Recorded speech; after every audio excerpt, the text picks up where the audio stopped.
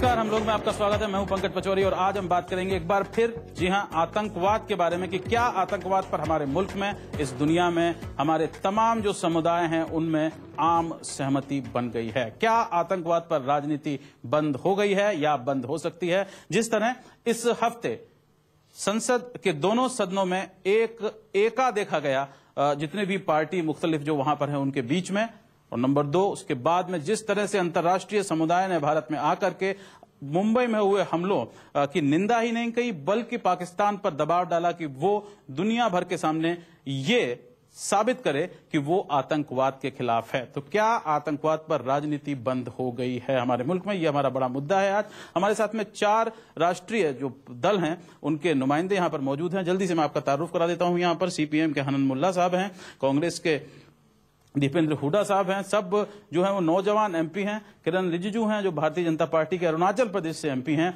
और दिग्विजय सिंह हैं जो कि जेडीयू के एमपी हैं राज्यसभा में। और इसके अलावा 2 खास मेहमान टीकाकार हमारे साथ में हैं, सुधींद्र कुलकर्णी जो कि अटल बिहारी वाजपेयी के सलाहकार रह चुके हैं उनके प्रधानमंत्री काल में, और साथ में प्रोफेसर आशुतोष वार्ष्णेय जो कि खास तौर से आए हैं यहाँ पर हार्वर्ड यूनिवर्सिटी में आजकल कार्यरत हैं और राजनीतिक और आर्थिक मामलों के प्रोफेसर हैं।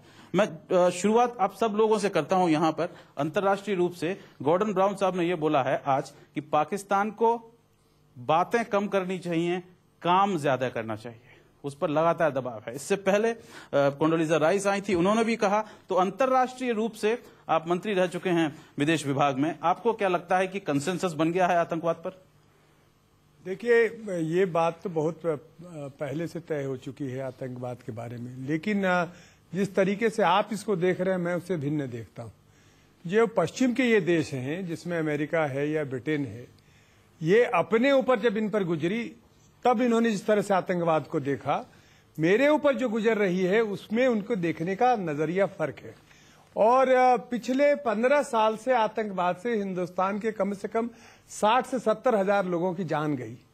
और ये बात हम दुनिया के हर अंतर्राष्ट्रीय मंचों पर कहते रहे, खास करके कश्मीर के ऊपर से लेके सारे सवालों पर। तो इनकी नींद नहीं खुली, न इनको ये हमारा दर्द समझ में आया। जब इनका 9/11 हुआ तो इनको आतंकवाद का दर्द समझ में आया, और फिर इन्होंने आतंकवाद के खिलाफ दुनिया को अपने दौलत और अपने ताकत के भरोसे इकट्ठा किया। और इकट्ठा ही नहीं किया, अपना फैसला करके अफगानिस्तान पर आतंकवाद का युद्ध चला दिया, और दुनिया में वो आतंकवाद में सब लोगों को शामिल होना पड़ा।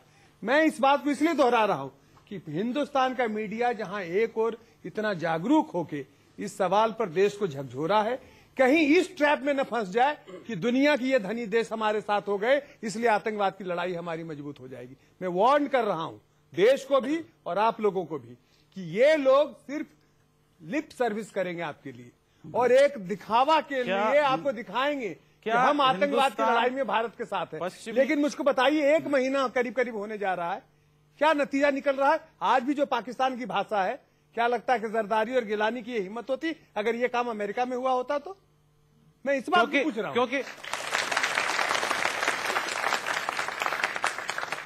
क्योंकि हिंदुस्तान अमेरिका नहीं है और 9 सितंबर जो है वो 26 नवंबर नहीं है। ये एक बड़ी, हिंदुस्तान अमेरिका नहीं है। हिंदुस्तान जाकर किसी देश के ऊपर बम नहीं गिरा सकता। लेकिन ये जो बात कह रहे हैं, आपकी सरकार आजकल जहां पर चल रही है, क्या आपको लगता है कि हिंदुस्तान जो है वो पश्चिमी देशों के जाल में फंस रहा है कि उनकी जो आतंकवाद की लड़ाई है उसके हम एजेंट बन रहे हैं?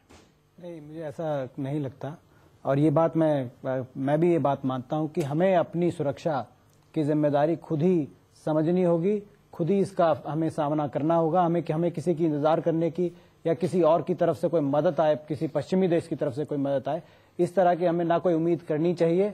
मगर इसके साथ साथ मैं ये भी समझता हूं, जिस तरीके का आतंकवाद जो पूरी दुनिया में पनप रहा है वो एक ग्लोबल इशू बन चुका है।